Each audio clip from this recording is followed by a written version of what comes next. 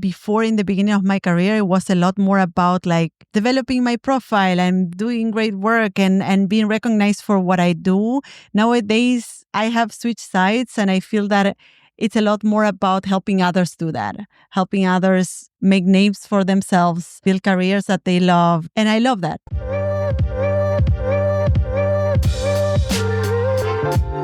You're listening to the Angry Designer Podcast, where we help frustrated graphic designers crush the industry bull and share what it takes to charge what you're worth and build badass, rewarding careers.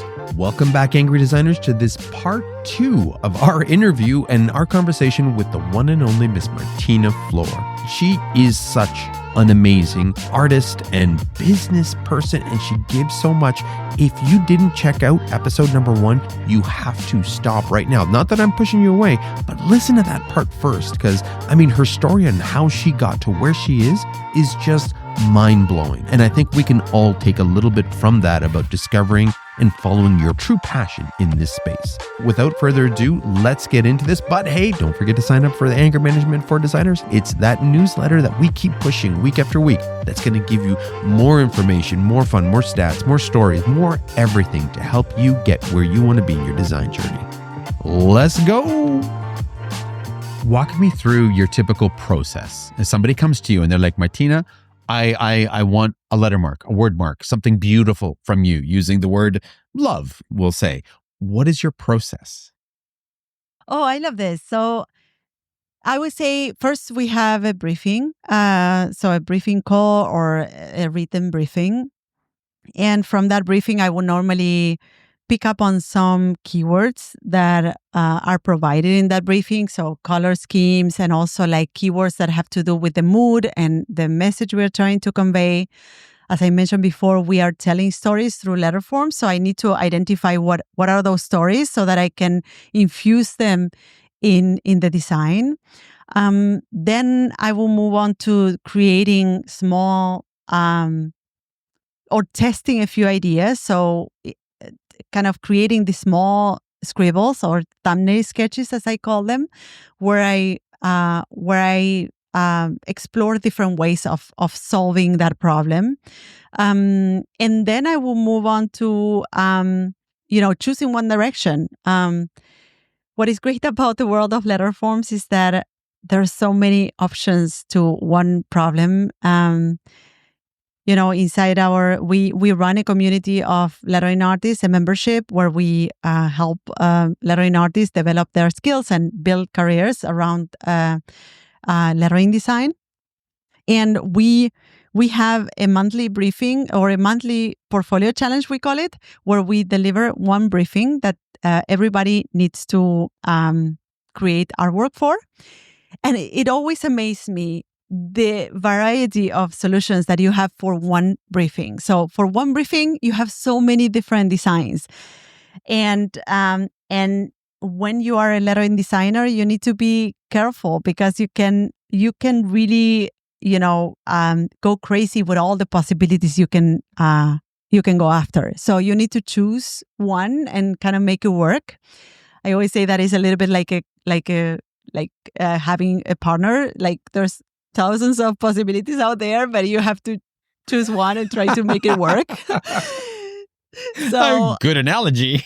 Yeah. So So then I choose one direction from these thumbnail sketches that I mentioned before. Do you show the client these sketches? The thumbnail sketches never show the client the thumbnail sketches because it presents the client with all this myriad of possibilities which they cannot choose from. Like it's like analysis paralysis. So it's always like 2 options, 3 options maximum, and then I guess in your agency it's the same way. So you have like when you send the proposal, you have a few options they can choose from. Yes. And then they give me feedback and I move on to the digital drawing, which for the type of work that I do, normally the result is digital, is a vector drawing. So I would move on to drawing those shapes that I sketch by hand, I would draw them in vectors, and I will essentially turn them into a vector drawing with effects and colors and volume and all that stuff that I love. What software are you using for the vector? Is it Illustrator, or are you on something different? Yes, so I use Adobe Illustrator. And there's a reason for that. I know that many lettering artists create their work in Procreate nowadays.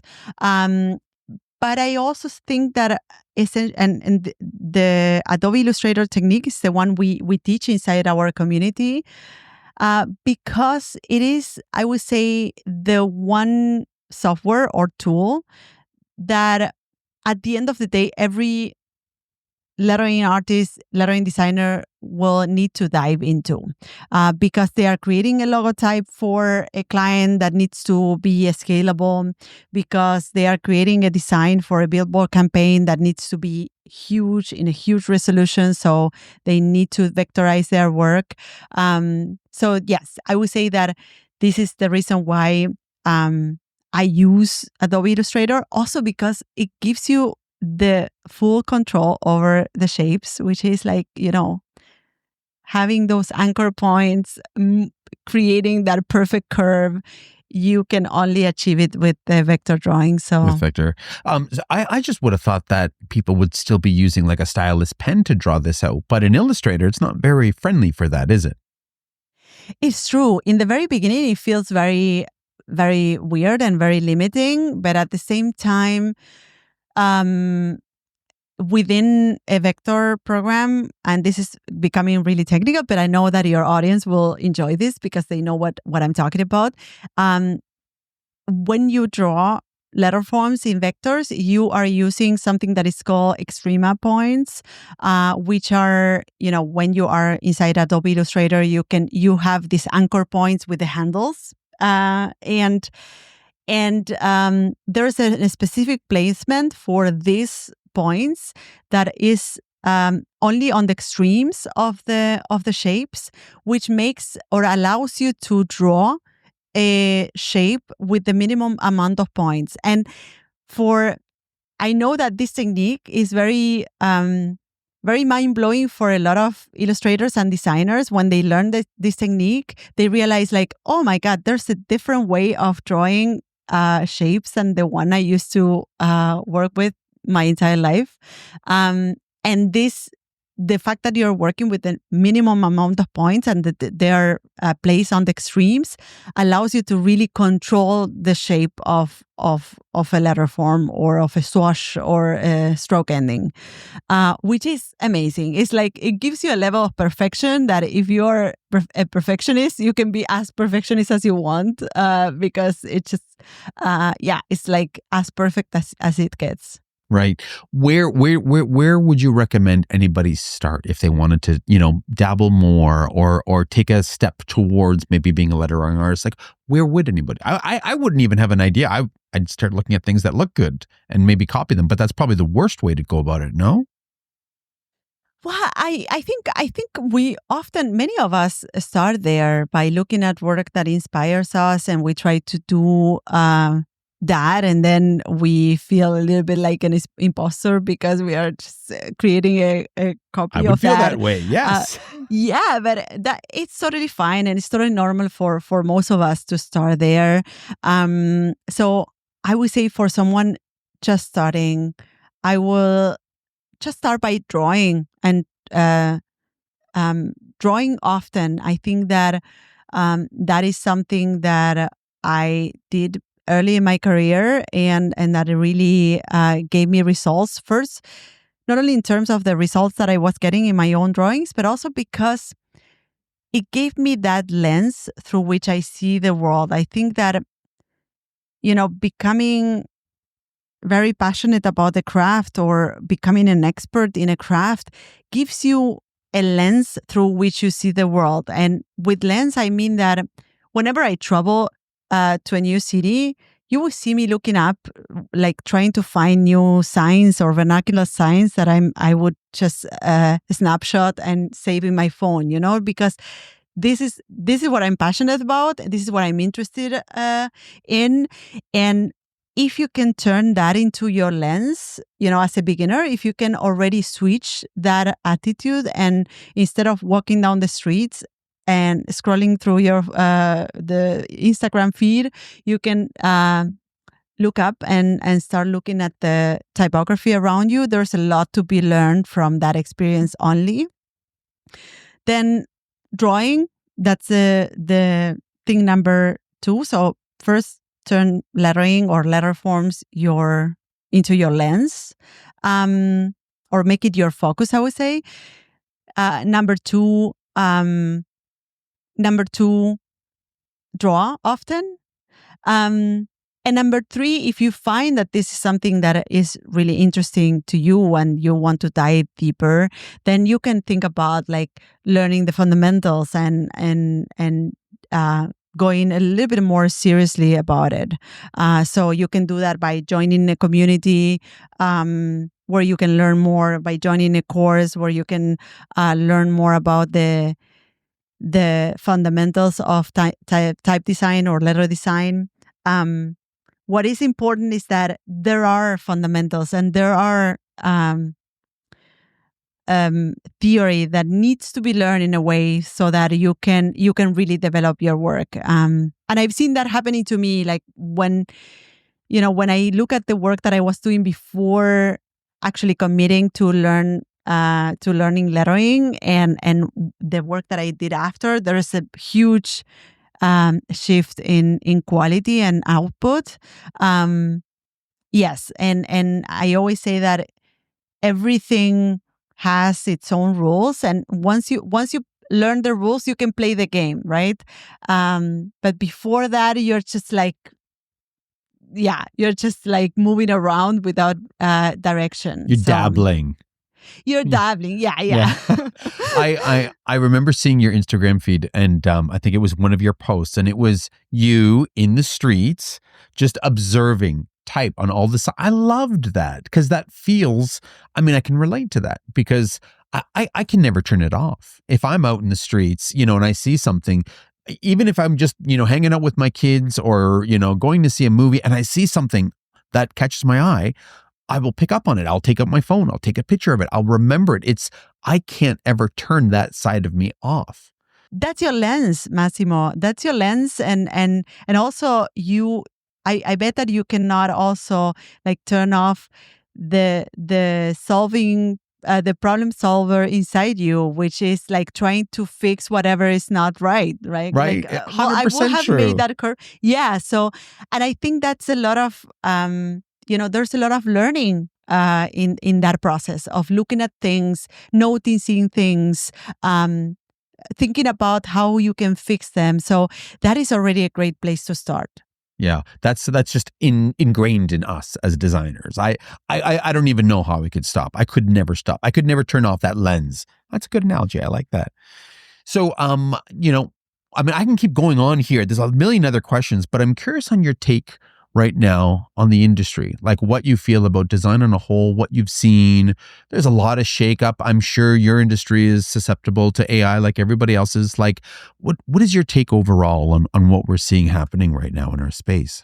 Well, I'm really positive about, in general, about life and the future, but specifically with this time in which we are currently living in.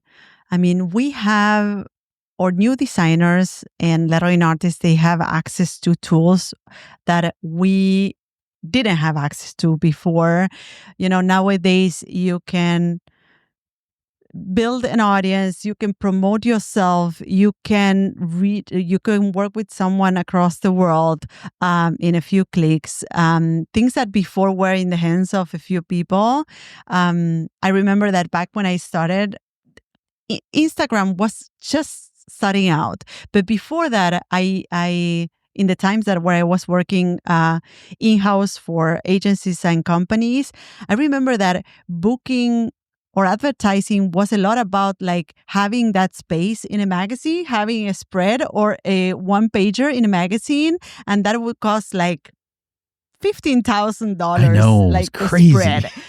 And therefore, like being able to promote yourself was about like having that capital, having that that money, and also the the media was in the hands of just a few media companies. So, and nowadays it's in your hands. You have it in your pocket with your phone, and you have all these platforms. So I think it's such a unique moment for creatives and anybody doing something unique to build their own world and universe and attract people to it. So I think I see a lot of that in the future. I see a lot of artists and designers that are leaving the shadows and being a lot more in the in the forefront, using these tools to create their own audiences, and start movements. I've done this in my own from my own little studio here in Berlin.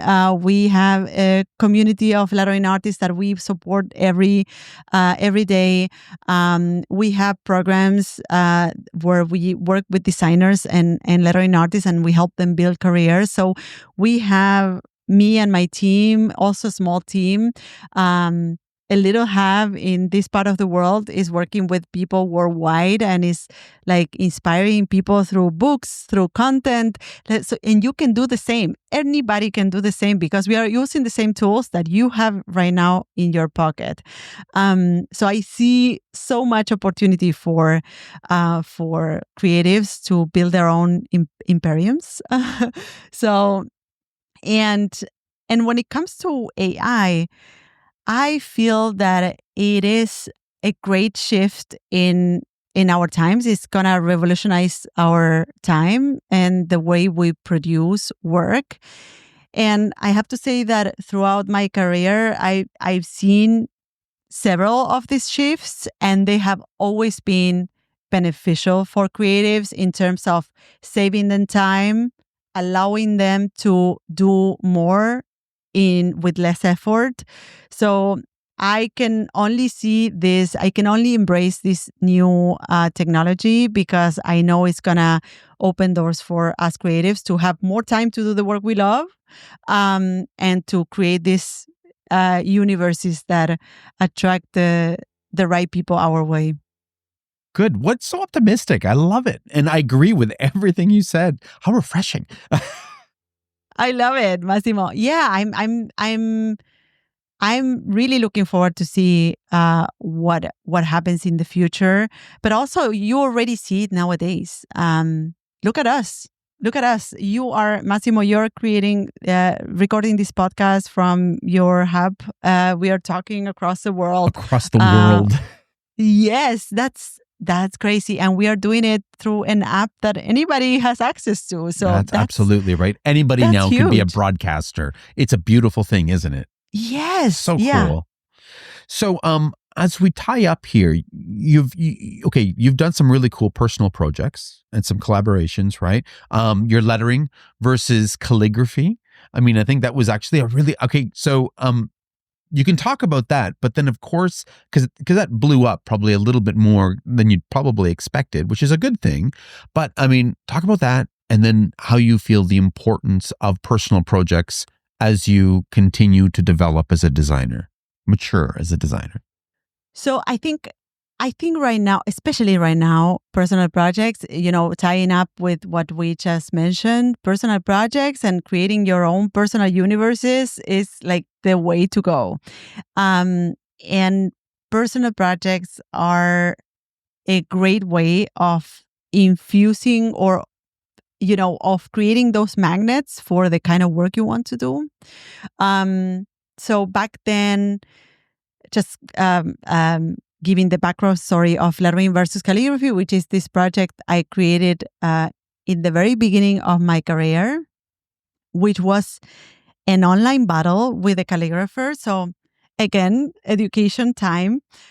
So lettering and calligraphy for many people seem like the same thing, but they're radically different. So lettering or calligraphy is the art of writing letter forms, and lettering is the art of drawing letter forms. So lettering is a bit more about deciding the shape of those forms, and calligraphy embraces like the expression of a hand, right?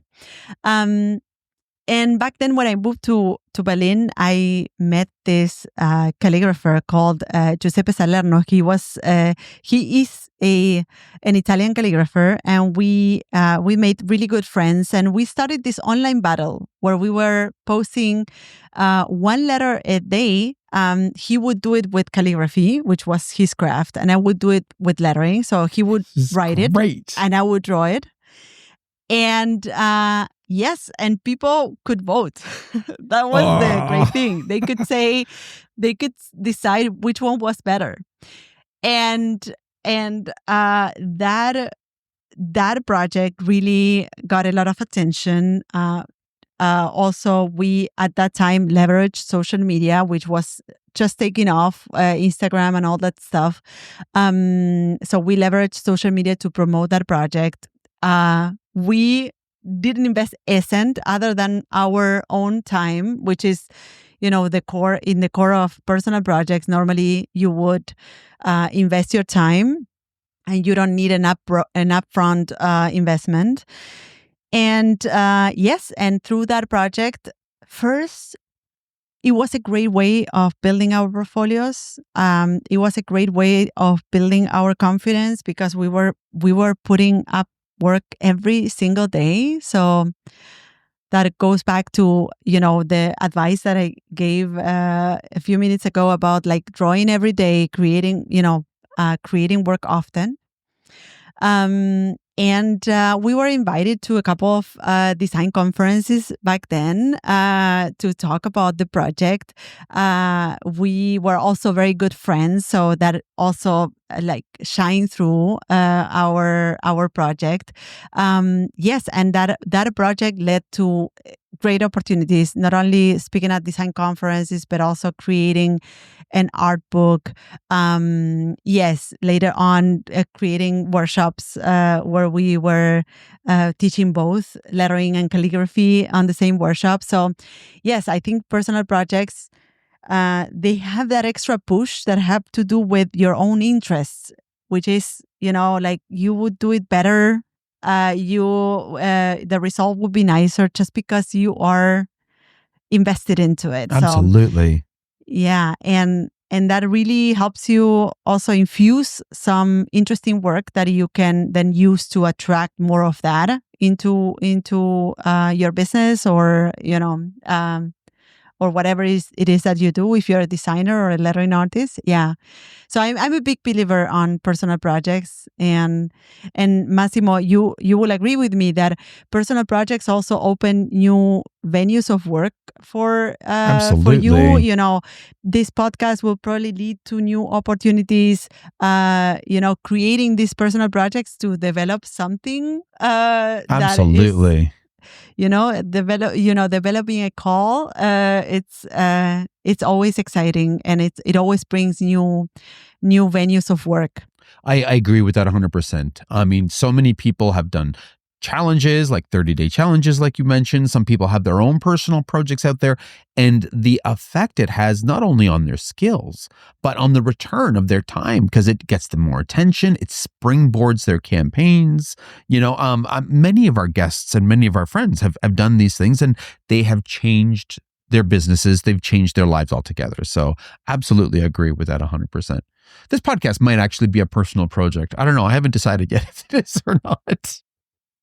But for sure, it positions you in a certain way, Massimo. And, people, when they see you speaking at the podcast, they also assume that maybe you're good at speaking at a conference, and maybe that opens a new career of as a speaker or whatever. So you never know, if this is something you're really interested in. I think that's what is great about personal projects, that it has to come from a place of like, I'm interested in doing this, regardless of whether this is bringing something down the road, but I'm interested in doing this, like for myself, for my personal development. And then you will see where it leads you to. Absolutely. Don't lead with the dollar figures in mind. Lead with, your passion, what interests you, and then the future will come. Opportunities will come thereafter. Totally. Yeah, you can monetize after. Absolutely. So speaking about podcasts, you have a podcast. Yes, I have a podcast called Open Studio. Yeah. Please Yeah, keep going, keep going. Should we fight? So, should we being like a podcast battle? Is that what we should be doing? Maybe. So in this podcast, so there's a combination of solo podcasts where I talk about the strategies and tactics for lettering artists and illustrators specifically, to develop their careers, to get more clients, to develop their portfolios. And then we also have a special interview episodes where I interview accomplished lettering artists, illustrators, calligraphers as well. And I try to, pick their heads in terms of how did they got where they got. Yep. So, and how did they develop their careers, the challenges and all that stuff. We dive into the story, which I love. And I think it's so important for lettering artists and illustrators and creatives to listen to these real conversations with people that are accomplished, because oftentimes we think that they're special people and that they have something that we don't have, and you get to realize that they're regular people. They have, they eat food, they walk to their studios. It's nice. They have to. Yes, it's nice. And then I feel that I want to facilitate those conversations so that other lettering artists and illustrators feel inspired to say like, hey, I'm kind of like this person. I can, if he did it or she did it, I can do it too. Yeah. Yeah. So you have a business. You do these personal projects. You've got a podcast. You even mentor, and you've got a family. How are you keeping it all straight without losing your mind? Well, I have help. That's smart. Everywhere. Yes. So I made a post recently on my Instagram account saying that, in my company, my business, I'm the visible face, but we are a team working on, most of the work is done by my team, to be honest. And they're essential to keep things running and to keep things to the level that we do them. And I'm so lucky to have found the people that I work with. So Elias, Roma, Carla, Micaela, they are really aligned with our mission, and they're really great at what they do. But I know that I get most of the credit because I'm like the person who is showing up here.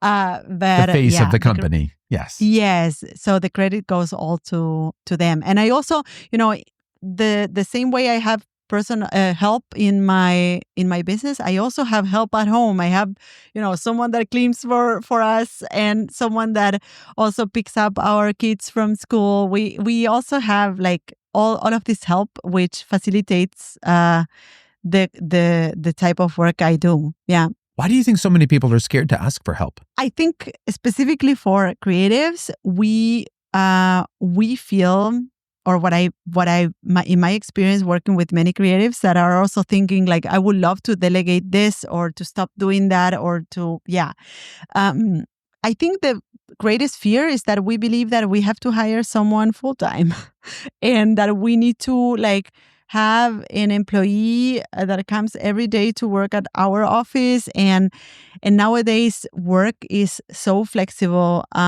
We have our team distributed across the world. Some of them are here in Berlin.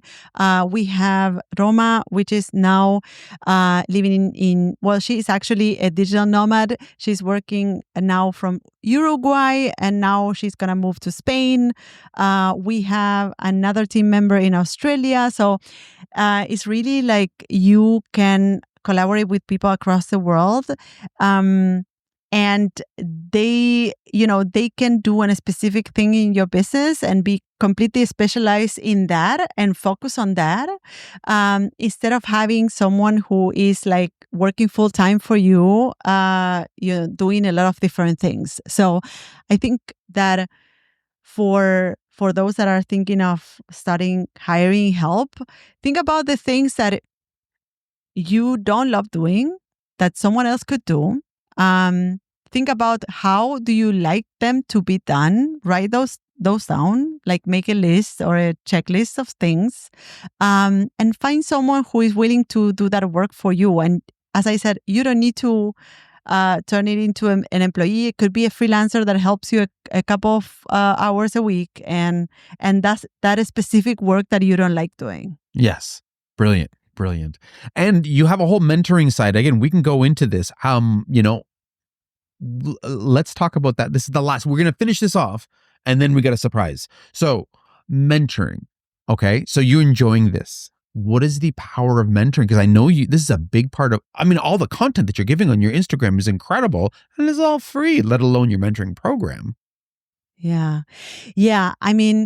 I love this. I love this new stage in my professional life. I never imagined this to myself, and I cannot find myself doing something so meaningful right now. I feel that one of the biggest assets that I have and I get a little bit emotional with this when I speak about this, because it is so rewarding to have an impact on someone else's career, like we do inside our community. Like, I've never done something so rewarding as that. Like seeing an aspiring lettering artist or designer coming into our world, our community, and seeing them develop their skills, launch their career, make a living doing what they love. It's really like there's no words for it. And I love this new stage of my professional life, where I feel that the biggest asset that I have is this experience and this knowledge and this capability of guiding others through that path, and facilitating that journey. And I think maybe this has to do with the fact that I have also become a mother, and that I see also value in helping others develop. Like I enjoy very much seeing my kids, grow and do new things, and being able to become humans and adults. I feel that, whereas before, in the beginning of my career, it was a lot more about like developing my profile and being great myself, and like doing great work and being recognized for what I do. Nowadays, I have switched sides, and I feel that it's a lot more about helping others do that, helping others, make names for themselves, build careers that they love, create great work, and I love that. I love that position. Yeah, it is. It's great, and it just giving back. You put it out in the universe, it comes back. And I'm a big believer that, you put more information out, you put more goodwill out, without any intent of having it come back, and it does. It always does in different forms. It's a beautiful place. Yeah, and you're doing this, Massimo, as well with this podcast. I mean, you're putting out there this valuable content for designers, and also hoping that, some of the things that you have learned are helping them as well. And you have the capability to lead these conversations that are also very enlightening for your listeners. So it's always like very rewarding to be able to help others. And yeah. And I love that stage in my career. I remember how hard it was. And just like you went through struggles, and I think, I'm even a little bit before you, but when we started, there was nothing available, and nobody was sharing information. Nobody would tell you how things. So I lost so much time. I lost, burnt out a few times. I can't even talk about how much money I lost, because the only way for me to learn was trial and error. Nobody wanted to share. And I don't want anybody else who loves this space as much as I do to have to go through that stuff. So if I can share it feels like I've earned that right to do so. So I'm glad. I can Cool. resonate with that. Yeah.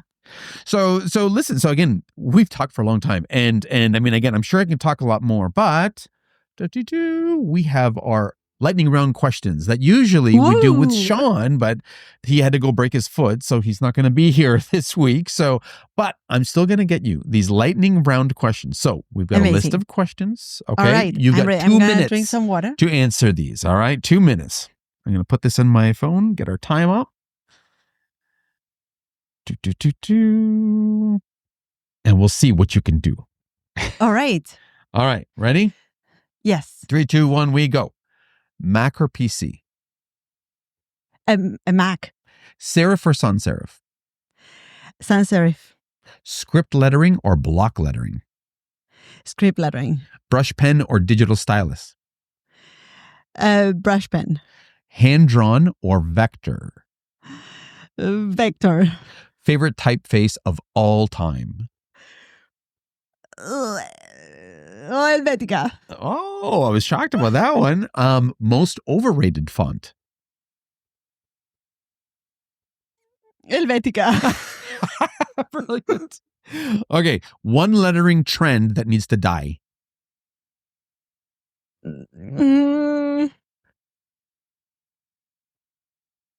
Lettering that is actually calligraphy. I love that. What's harder, spacing or curves?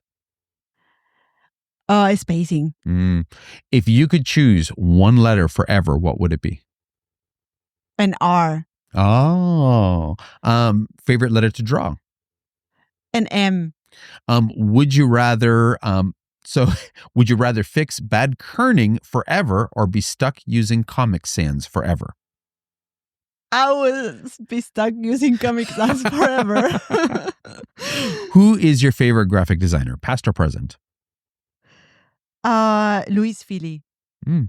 Who's your favorite artist of all time?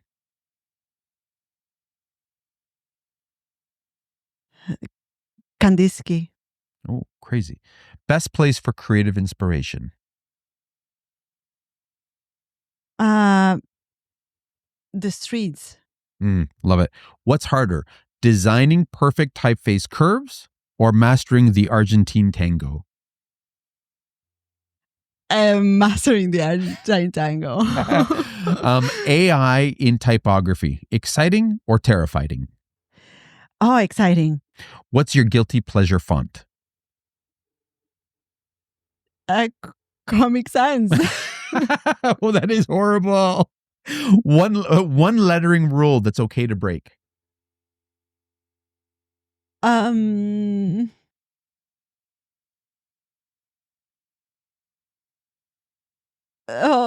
of them. I love it. I love it. If you could design a typeface or a letter art for any brand, who would it be? For my business. For my brand, yeah. Okay. That's safe. I think you took an easy one there. Well, I would love to have a house font, like a institutional font.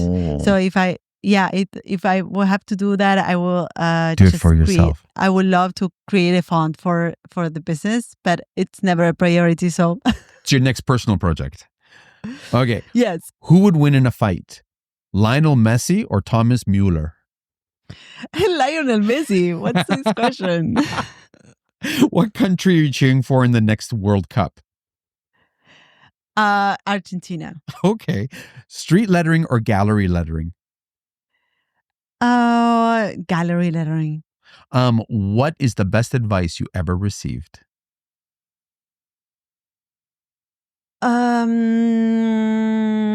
Use your time wisely. And one thing that always makes you angry?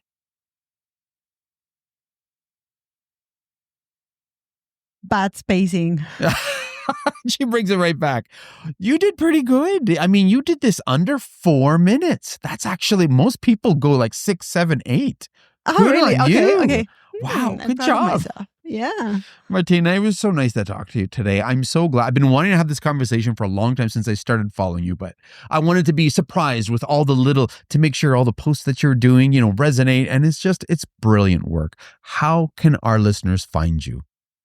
So you can find me on Instagram at Martina Flor. Or you find me in almost all social networks.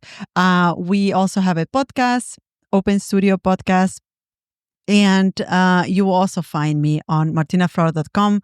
I recommend you to, if you're interested in learning lettering, to go check our website. You can also download a free guide, which is pretty awesome, which is this one right here. It's called Lettering Success Secrets. And you can download it on martinaflor.com/guide. So for those that are, you were asking where they could get started, I think this is a great place to get started. It answers 10 of the most frequently asked questions about lettering. And yeah, you can get started with that. And other than that, yeah, the internet. Yeah, the internet, right? Of course, everybody's friend. Yeah.